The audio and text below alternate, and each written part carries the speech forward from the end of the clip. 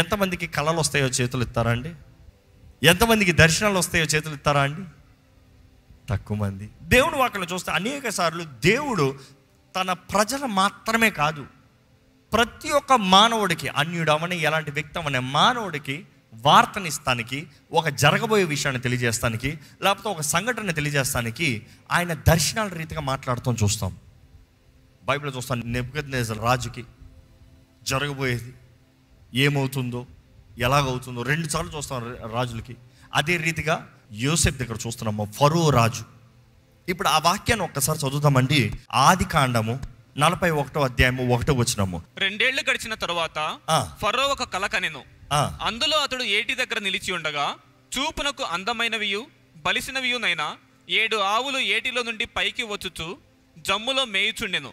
వాటి తరువాత చూపునకు వికారమై చిక్కిపోయిన మరి 7 ఆవులు ఏటిలో నుండి పైకి వచ్చుచు ఏటి యొడ్డున ఆ ఆవుల దగ్గర నిలుచుండెను. అప్పుడు చూపునకు వికారమై చిక్కిపోయిన ఆ ఆవులు చూపునకు అందమై బలిసిన ఆవులను తినివేయుచుండెను. అంతలో ఫరో మేలుకొనెను. మనం చూస్తున్నాము, ఫరోకు ఒక కల వచ్చిందంట. ఆ కలలో 7 బలిసిన ఆవులు, 7 చిక్కిపోయిన ఆవులు. బలిసిన ఆవులు చక్కగా మేస్తున్నాయంట, చిక్కిపోయిన ఆవులు వచ్చి బలిసిన ఆవుల్ని తినేసాయంట. బలిసిన ఆవుల్ని చిక్కిపోయిన ఆవులు తిన్న తర్వాత చిక్కిపోయిన ఆవులు ఎలా ఉన్నాయి? బలిసిపోయా, లావైపోయా? కాదు. అంటే ఆ కళలో భావము చూస్తే, అర్థము చూస్తే అక్కడ కళ ఆకలి గురించి కాదు. ఎందుకంటే ఆకలితో అవి వచ్చి ఉంటే ఆకలితో తినేసి ఇవి లావుగా అయ్యి ఉండేవి. కానీ లావుగా ఉన్న వాటిని సన్నంగా తిని సన్నంగానే ఉన్నాయి. కానీ అదే సమయంలో అక్కడ కళ అంతా ఆవుల గురించా? కాదు. ఎందుకంటే చాలామంది కళ వచ్చిందనుక, నాకు కళలో ఆవు వచ్చింది, 7 ఆవులు వచ్చాయి, లావు ఆవులు, సన్నటి ఆవులు, ఇవి ఆవిడని తినేసాయి, ఆవులే కథ, ఆవులే కళ. కానీ ఇక్కడ చూస్తే ఆవులకి కళకి సంబంధమే లేదు. ఎందుకంటే ఆవులు కాదంట, ఎన్ని ఆవులు? 7. అంటే ఆ సంఖ్య. అంటే ఆవులు బలిసిన దానికి అర్థం ఏంటంటే సమృద్ధి. ఎండిన దానికి అర్థం ఏంటి? కరువు. So there is a difference. నువ్వు అనుకునేది కాదు, నువ్వు ఊహించినట్టు కాదు, అక్కడ ఒక అర్థం ఉంది. ఆ గ్రహింపునిచ్చేవాడు దేవుడే. ఈయనకి కానీ కళ దేవుడు ఇచ్చాడంట, ఆయనకి అర్థమయ్యే రీతిగా, ఆయనకి ఏదో ఒక జ్ఞాపకం ఉండే రీతిగా ఇచ్చాడంట. చదువుతారండి, దయచేసి కొనసాగిద్దామా.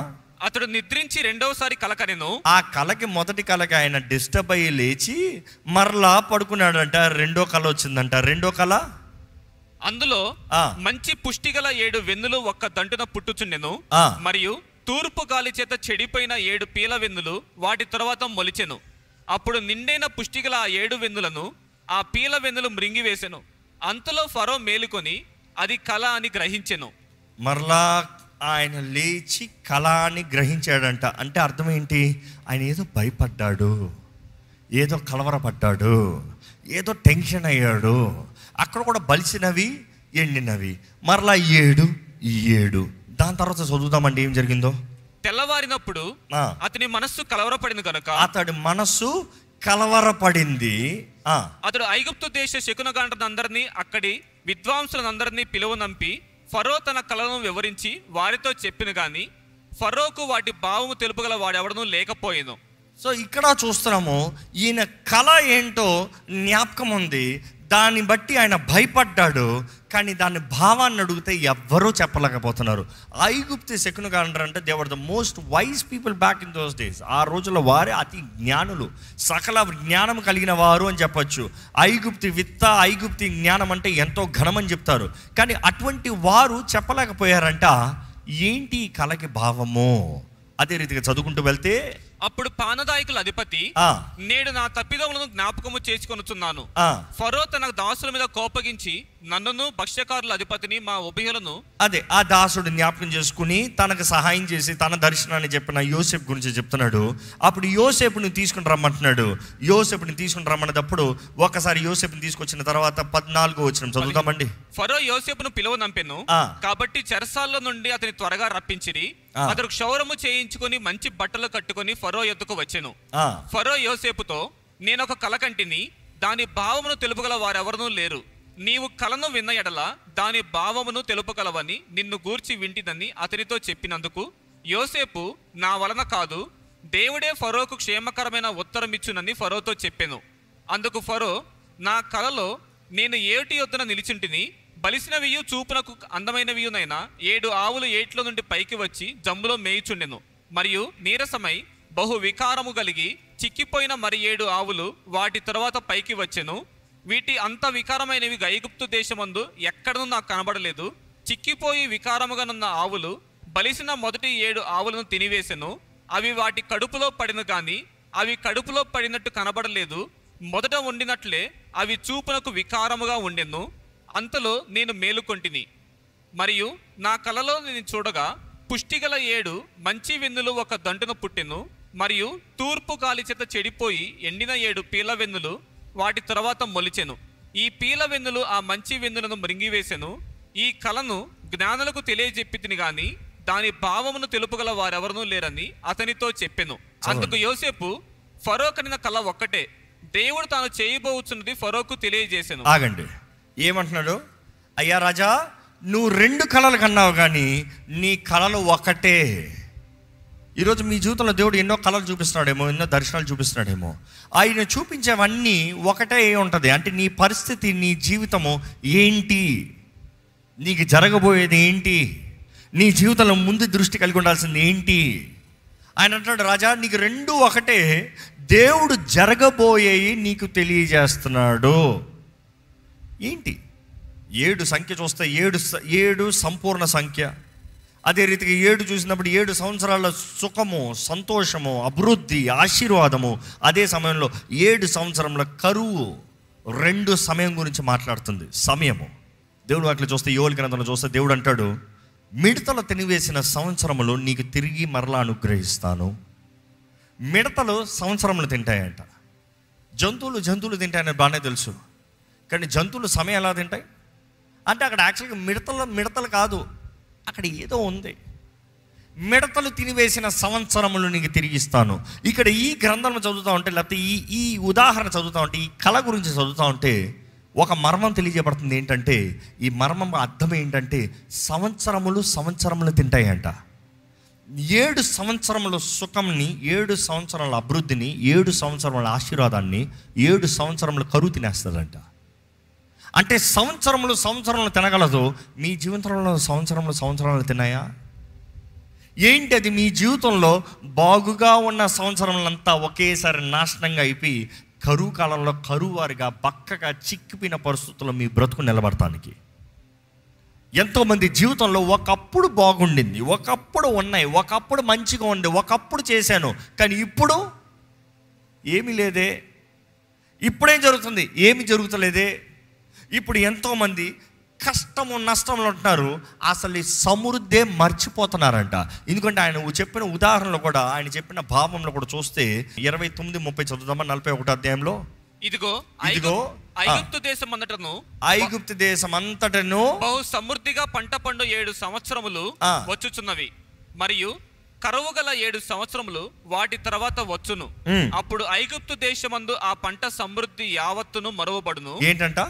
ఐగుప్తు దేశమందు ఆ పంట సమృద్ధి యావత్తు మరువబడును. అంటే నీకు ఉన్న సమృద్ధి అంతా మర్చిపోతావంట.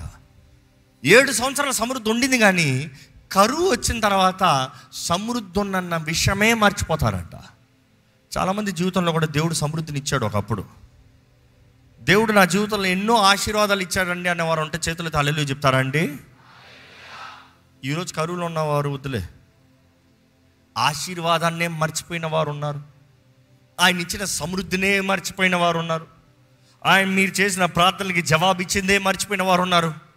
ఈరోజు ఇప్పుడు అవ్వలేదే అని అలిగేవారు ఎంతోమంది ఉన్నారు. ఇక్కడ చూస్తే సమృద్ధి అనే విషయాన్నే మర్చిపోతారంట. సమృద్ధి అనే అంశమే మర్చిపోతారంట. ఎప్పుడూ సమృద్ధి లేని వారుగా, ఎప్పుడూ కరువులో ఉన్నట్టుగానే భావిస్తారంట. కాలము, సమయము చాలా భయంకరమైందండి. కాలము, సమయమును చూసినప్పుడు సమయం గతించిన సమయం మరలా తిరిగి రాదు. కానీ కాలం ఏంటంటే నీ చుట్టే తిరుగుతున్నానంటది. కాలం అనేటప్పుడు సంవత్సరంలో 4 కాలాలు ఉంటాయి, చెప్తారా?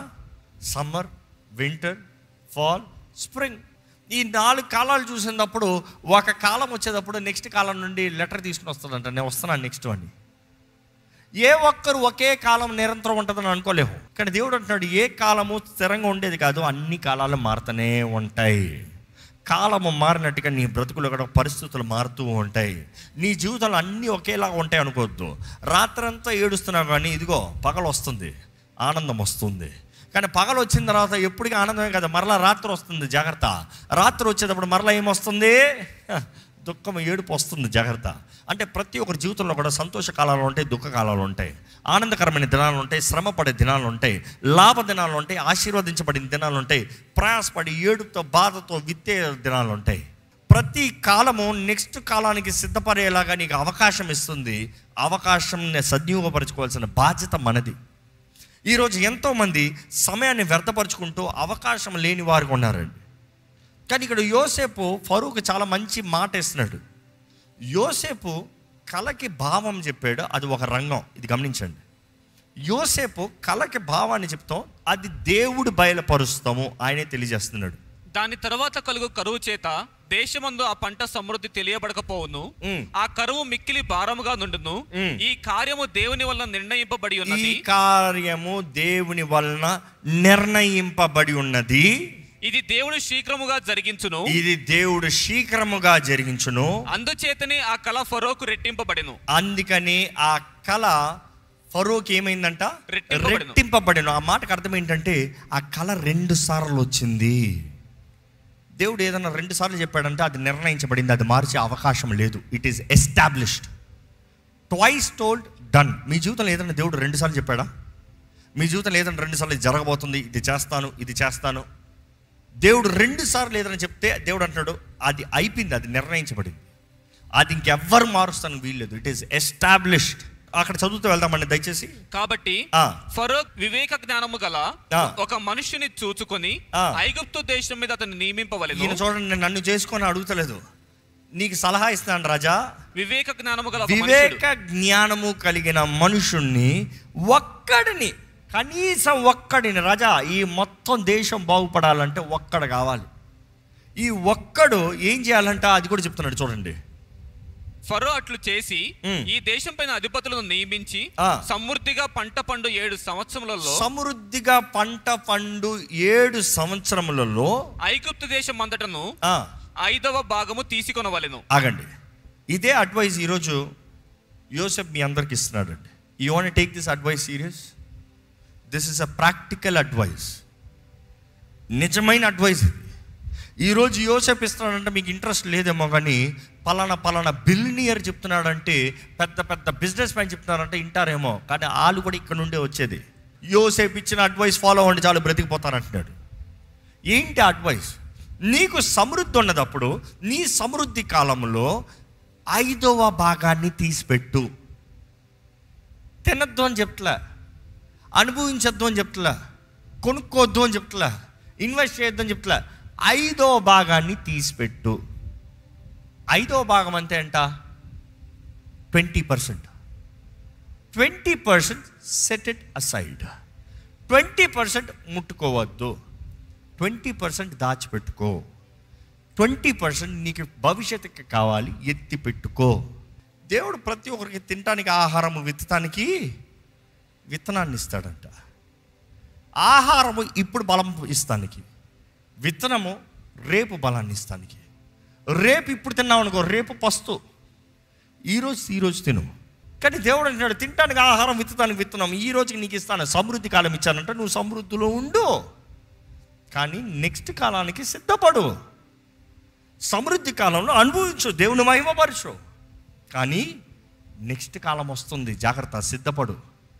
దేవా ఎందుకు కరువు వచ్చిందని అడగద్దు, కరువు వస్తుంది, కరువు నిశ్చయంగా వస్తుంది. దేవుడు ఎస్టాబ్లిష్ చేస్తాడు. అది కరువు కాలం వస్తుంది, సమృద్ధి కాలం వస్తుంది. సమృద్ధి కాలంలో కరువు కాలానికి ఎందుకు చేర్చి పెట్టలేదని దేవుడు అడుగుతాడు. ఈరోజు చాలామంది బేసిక్ క్యాలిక్యులేషన్స్, బేసిక్ రెస్పాన్సిబిలిటీ అనుకుని చూడండి. ఒక వ్యక్తికి 5వ భాగం 20% తెలవాలంటే మొదటగా తన ఇన్కమ్ ఎంత తెలవాలి, అవునా కదా? ఈరోజు చాలామందికి మీరు చెప్పగలుగుతారా మీకు ఒక నెలలో ఎంత మీ చేతిలో ఉంటుందని? తెలీదు. మీ నెలకి ఎంత పడుతుందని చెప్పగలరా? తెలీదు. ఎంత ఖర్చు పెడుతున్నారో చెప్పగలరా? ఎంత ఒక నెలలో మీ చేతిలో ఖర్చు అయిందని చెప్పగలరా? తెలీదు. ఈరోజు ఎంతోమంది లెక్కలు లేదు, అకౌంటబిలిటీ లేదు. ఇక్కడ యోసేపు ఇచ్చే రెస్పాన్స్ కూడా అదే. రాజా, బాధ్యత కలిగిన ఒక మనిషి, జ్ఞానం కలిగిన ఒక మనిషి. జ్ఞానం మాత్రం చాలదు, ఆ జ్ఞానం కలిగిన వాడు పని చేసేవాడిగా ఉండాలి. అప్పుడు దాన్ని బట్టి అందరికీ క్షేమం. ఈ మాట గమనిస్తానండి. ఈయన అంటున్నాడు 20% ఎత్తిపెట్టు. కరువు కాలంలో ఆ 20% బట్టి సమృద్ధి ఉంటుంది. అంటే ఆయన ఏం చెప్పదలుచుకుంటున్నాడు? కరువు కాలంలో కూడా నువ్వు సుఖంగా బ్రతకచ్చు. ఏంటి? కరువు కాలంలో కూడా నువ్వు సుఖంగా బ్రతకచ్చు. కరువు కాలం అనేది వస్తుంది, కానీ కరువు కాలంలో కూడా నువ్వు ఘనంగా బ్రతికే అవకాశం ఉంది. ఈరోజు కరువు కాలం అండి మీకు తెలీదా అని చాలామంది అంటారు. అవును, నీకు తెలీదా? కరువు కాలం ఉందని నీకు తెలుస్తుంది, కరువు కాలం వస్తుందని ముందుగా తెలియలేదా? కరువు కాలం వచ్చిన తర్వాత కరువు కాలం అండి అంటారే. కరువు కాలం కొరకు ఏంటి అది సిద్ధపడినది? దినంలో అవకాశం ఉన్నదప్పుడే సమయాన్ని సద్వినియోగపరచుకోమని దేవుని వాక్యం తెలియజేస్తుందండి. దేవుని వాక్యం చూస్తే ఇక్కడ మంచిగా చెప్తున్నాడు ఈయన, ఈ సంవత్సరములు తప్పకుండా మారుతున్నాయి, తగిన వ్యక్తిని పెట్టుకో. తగిన వ్యక్తిని పెట్టుకునేటప్పుడు ఆ రాజు అంటున్నాడు, నీకన్నా తగిన వ్యక్తి ఇంకెవరున్నారయ్యా? నువ్వే. ఎందుకంటే ఆ రాజు చెప్పిన మాటలు మాత్రం ఒక్కసారి చదువుతామండి. ఆ మాట ఫరో దృష్టికిని అతని సమస్త సేవకుల దృష్టికిని యుక్తమై ఉండింది కనుక అతడు నా సేవకులను చూచి, ఇతని వలె దేవుని ఆత్మగల మనుషుని కనుగొనగలవా అని అనెను. మరియు ఫరో, దేవుడు ఇదంతయో నీకు తెలియపరిచిన కనుక నీ వలె వివేక జ్ఞానము గల వారెవరూ లేరు. ఏంటంట? నీ వలె వివేక జ్ఞానము కలిగిన వారు ఎవరో లేరు. కాబట్టి ఏంటంట? నీవు నా ఇంటికి అధికారివై ఉండవలెను. నీవు నా ఇంటికి అధికారివై ఉండాలి. రాజు అంటున్నాడు, నువ్వు నా ఇంటికి అధికారివి. నా ప్రజలందరూ నీకు విధేయులై ఉందురు. సింహాసన విషయంలో మాత్రమే నేను నీకంటే పైవాడనై ఉందును. నేను నీకంటే పైవాడిని, లేకపోతే నువ్వే గొప్ప. మరియు ఫరో, చూడుము, ఐగుప్తు దేశం అంతటి మీద నిన్ను నియమించి ఉన్నాను. ఐగుప్తు దేశం అంతటి మీద నిన్ను నియమించి ఉన్నాను. ఎందుకని ఒక ఖైదీకి ఇంత ఘనత అని చూస్తే తనకి జ్ఞానం కలిగి ఉన్నాడు. సమయోచితమైన జ్ఞానము, కాలము సమయం గురించి కలిగిన జ్ఞానము. ఈరోజు మీరు దేవుని అడగాలి, ప్రభువా నాకు జ్ఞానం దయచేయ్యా, ప్రభువా నాకు జ్ఞానం దయచేయ్యా, నాకు ఈ బ్రతుకుతానికి జ్ఞానం దయచేయ్యా, ఈ జీవితం జీవిస్తానికి జ్ఞానం దయచేయ్యా, ఏ కాలంలో ఏ సమయంలో ఎలా ఉండాలో దానికి తగిన జ్ఞానం దయచే ప్రభువా. నిజంగా that is a true power అండి. A true leader is always a visionary. నిజమైన నాయకుడు దృష్టి కలిగిన వ్యక్తి. అందరికీ కనబడకపోవచ్చు, కానీ తను చూస్తున్నాడు. కనబడనేది తను చూస్తున్నాడు. ఎందుకంటే విశ్వాసం కూడా అదే. విశ్వాసం క్రియలతో కూడినది. అదృశ్యములు దృశ్యములు, దృశ్యములు అదృశ్యములు. కనబడేది కనబడనిది, కనబడేది కనబడేది, కనబడనిది కనబడేది. That is how a true leader will see. ఈరోజు మన జీవితంలో ఎలాంటి దృష్టి కలిగి ఉన్నాం, ఎలాంటి జ్ఞానం కలిగి ఉన్నాం. ఇక్కడ తన జీవితంలో చూస్తేనండి, ఎక్కడ నుండి అన్నా ఎక్కడికన్నా లేచాడు. సమ్మరైజింగ్ దిస్, 7 సంవత్సరాల సమృద్ధి అనేటప్పుడు సుఖకరమైన పరిస్థితి, సమృద్ధికరమైన పరిస్థితి, అవకాశాలతో కూడిన పరిస్థితి. మీ జీవితంలో అవకాశాలు ఉన్నాయా?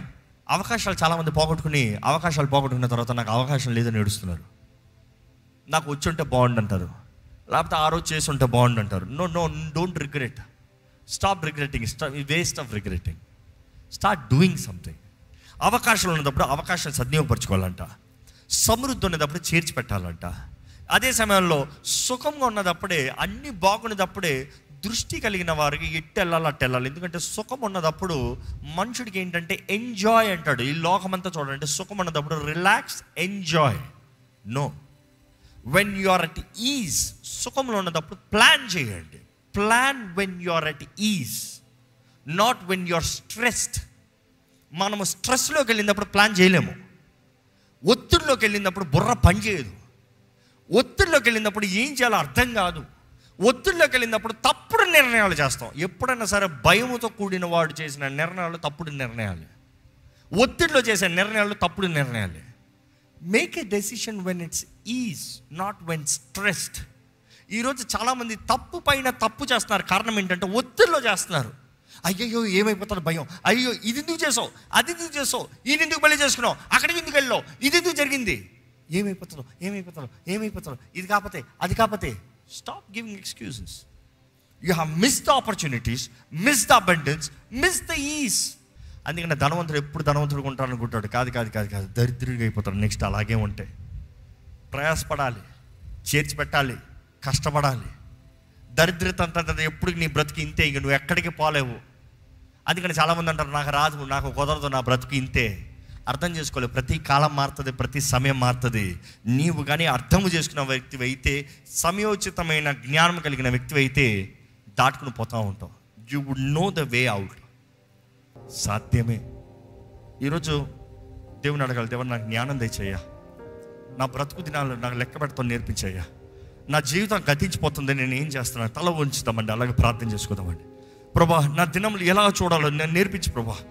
నేను ఏదో తాత్కాలికమైన కార్యాలు చూసుకుంటున్నాను, తాత్కాలికమైన పనులు చూసుకుంటున్నాను, ఏదో ఈ సుఖం, ఈ భోగం, ఈ కాలంకి ఇదేదో అయిపోతుంది అనుకుంటున్నాను. కానీ ప్రభా teach me lord, teach me to number my days. తారీఖు చెప్తాం కాదు ప్రభా, ఇంతవరకు నా జీవితంలో ఏమి సాధించాను, ఈ పాటికి నేను ఏమి సాధించాలి, ఇంకా ముందుకు నేను ఏది చేయాలి. ప్రభా నీ వాక్యం తెలియజేస్తున్న రీతిగా ఈ జ్ఞానము కలిగిన వారైతే ఎట్టి పరిస్థితి అయినా కూడా, ఎట్టి సంవత్సరమైనా కూడా, ఎట్టి కాలమైనా కూడా ఘనంగా జీవించచ్చని నీ వాక్యం తెలియజేస్తుంది. నేను నమ్ముతున్నానయ్యా. అవునండి, ఈరోజు యోసేపు చెప్పేది కూడా అదే. నీవు కానీ నీ జీవితంలో కరెక్ట్గా చేయవలసిన సమయంలో చేయవలసింది చేసి, ఎత్తి పెట్టాల్సింది ఎత్తి పెడితే, కరువు కాలంలో కూడా నీకు సమృద్ధి ఉంటుంది. కరువు కాలంలో కూడా నీకు సమృద్ధి ఉంటుంది. ఒక హెబ్రీయుడు ఐగుప్తుని ఏల్తాం మాత్రమే కాదు, ఆ ఒక్క హెబ్రీయుడిని బట్టి హెబ్రీలందరికీ పోషణ కలిగిందండి. ఆ ఒక్క హెబ్రీని బట్టి ఇశ్రాయేలీలందరికీ ఆధారం కలిగింది, జీవిస్తానికి అవకాశం కలిగింది. లేకపోతే వారందరూ కరువులో కొట్టుకుపోయి ఉంటారు. ఆ ఇశ్రాయేలీలందరూ ఆ ఒక్క హెబ్రీనికి సహాయం చేయలేదు. కానీ అతడు మనస్తత్వం, మీరు నాకు కీడు తలంచినను దేవుడు మేలుగా చేశాడు. దేవుడు మేలు చేస్తాడండి. మనుషుడు కీడు తలంచినా పర్వాలేదు, కానీ నీవు నమ్మకంగా ఉంటే దేవుడు మేలు చేస్తాడు. నీవు నమ్మకంగా ఉంటే దేవుడు గణపరుస్తాడు. గణపరిచే పని దేవుడిదండి. నమ్మకత్వం మీ పని అండి. మీ జీవితంలో మీ నమ్మకత్వాన్ని దేవుడు కోరుతున్నాడు. ప్రభువా కాలము సమయం గురించిన జ్ఞానం నాకు దయచే ప్రభా. దినములు లెక్కించడం నాకు నేర్పించు ప్రభా. ఎప్పుడు ఎలా బ్రతకాలో, ఎప్పుడు ఏది చేయాలో నాకు teach me to number my days lord. నా బ్రతుకు దినములు నాకు లెక్కించడం నేర్పించు. ఎన్నో సంవత్సరాలు వ్యర్థపరుచుకున్నాను ప్రభా. ఇదిగోనయ్యా నీ చేతులకు సమర్పించుకుంటున్నాను. నన్ను నూతనపరచయ్యా. ఇక్కడ ఉన్న ప్రతి ఒక్కరు ప్రభా నన్ను లేవనెత్తయ్యా, నన్ను బలపరచయ్యా, నాకు శక్తి నువ్వు ప్రభా. అడుగుతారండి దేవుణ్ణి, దేవుని సన్నిధిలో ప్రార్థిస్తారండి. దయచేసి ఒక చిన్న ప్రార్థన చేయండి. దేవుడు మీతో మాట్లాడుతూ ఉంటే దేవునికి ప్రతిస్పందనగా మీ స్పందన తెలియజేయండి. పరిశుద్ధ ప్రేమలైన తండ్రి, ఇదిగో అయ్యా ఈరోజు మేము విశ్వాసంతో ప్రార్థన చేస్తున్నాం. మా జీవితంలో ఎంతో కాలము, ఎంతో సంవత్సరములు, ఎన్నో అవకాశాలు పోగొట్టిన వారమేనయ్యా. అవివేకులమై అపవాది దోచుకుని పోతామంటే చూసుకుంటూ కూర్చున్నామయ్యా. అజ్ఞానం ద్వారా ఎంతోమంది వారి కుటుంబాలను పాడు చేసుకున్నారు, మా జీవితాలను పాడు చేసుకున్నాం. కానీ ఈరోజు ప్రభా నీ వాక్యము వినడం ద్వారంగా విశ్వాసము కలగాలని వేడుకుంటున్నాను ప్రభా. నీ వాక్యము వినడం ద్వారంగా ప్రతి ఒక్కరి జీవితంలో మరలా ఒక నూతనత్వం, ఒక నూతన దృష్టి, రివైవల్ రావాలయ్యా. వారు గతంలో చేయలేనిది నీవు నీ ఆత్మ ద్వారంగా వారి జీవితంలో అడిగి ఊహించు వాటికంటే అత్యధికమైన కార్యాలు జరిగిస్తామనేది అయ్యా వారి గ్రహించుకునే కృపను దయచేయ్యా. ఎవరెవరైతే విశ్వాసంతో ముందు తగ్గించుకుంటే ప్రభా నా జీవితాన్ని బాగు చేయవా, నా జీవితాన్ని సరిదిద్దవా, నా జీవితంలో మేలు చేయవా, నాకు మరొక అవకాశం అవ్వని ప్రార్థిస్తున్నారు. దర్శించు ప్రభా. మిడతలు తినివేసిన సంవత్సరాలు మరలా తిరిగి ఇస్తానని వాగ్దానం చేశావయ్యా. ఈ సంవత్సరం ఎంతో మంది జీవితాలను నూతన పరుస్తానని వాగ్దానం చేశావయ్యా. ఎంతో మంది జీవితాలను కడతానని వాగ్దానం చేశావు ప్రభా. దేవా నీ బిడ్డల జీవితాలను ముట్టు, నీ బిడ్డల జీవితాలను కట్టు, నీ బిడ్డల జీవితాలను దర్శించు. విశ్వాసంతో ముందుకు సాగే జీవితంలో దయచేయ్యా. దేనికి బెదరని వారుగా, దేనికి చెదరని వారుగా, దేని విషయంలో ఆయా అనవసరమైన హలుపు ఉండకూడదయ్యా. మేము ఎంత ప్రయాసపడినానో ప్రతిఫలం చూడాలయ్యా. ప్రతి ప్రయాసకి ప్రతిఫలం చూసే జీవితం దయచే ప్రభువా. వ్యర్థముగా నీ బిడ్డలు వారి జీవితాన్ని, వారి సమయాన్ని గడపనవద్దు. వ్యర్థంగా వారి కష్టార్జితం పోనవద్దు. వ్యర్థంగా వారి శ్రమ పోనవద్దు ప్రభువా. ఈ సంవత్సరం కర్మేలుగా చేస్తానన్నావయ్యా. విత్తే ప్రతిదీ అనేక రెట్ల ప్రతిఫలం, మంచి నేల, మంచి అవకాశములు, మంచి సమయము ప్రభువా. ఇదిగోనయ్యా, నీ బిడ్డల జీవితంలో నీ కార్యం జరిగించయ్యా. నువ్వు జరిగించు ప్రభువా. నువ్వు చేయగలుగుతావు, నీకు సాధ్యమని నమ్ముతున్నాము ప్రభువా. అయ్యా ప్రభువా, ఇక్కడ ఉన్న ప్రతి ఒక్కరి పైన దయ చూపి అని వేడుకుంటున్నాము. దయ చూపి ప్రభువా. ఎంతోమంది మా జీవితంలో మేము ఎన్నో తప్పుడు నిర్ణయాలు బట్టి ఎంతో అవమానంలో మిలిగిన వారు ఉన్నారు ప్రభా. కానీ ప్రభా, ఇదిగోనయ్యా, నువ్వు ప్రతి అవమానాన్ని కొట్టివేసి ఘనతనిచ్చే దేవుడివి. మనుషుల అభిప్రాయంలో ఏమైనా సరే నువ్వు అన్ని మార్చగలిగిన దేవుడు ప్రభా. ఈరోజు మనుషులు ఏమనుకుంటున్నారో దాని తగినట్టుగా బ్రతకనవద్దయ్యా. నా దేవుడు ఏమనుకుంటున్నాడు, నా దేవుడు ఏమి కోరుతున్నాడు, నా దేవుడు ఏమి ఆశిస్తున్నాడు, దృష్టి కలిగిన వారిగా జీవించాలయ్యా. అయ్యా, నీ చిత్తం కొరకు వెతికే ప్రతి ఒక్కరు కనుగొంటారు కదయ్యా. నీ చిత్తం కొరకు వెతికే ప్రతి ఒక్కరు నువ్వు తెలియజేస్తావు కదా ప్రభా. అయ్యా, నీ బిడ్డలతో నీవు మాట్లాడు.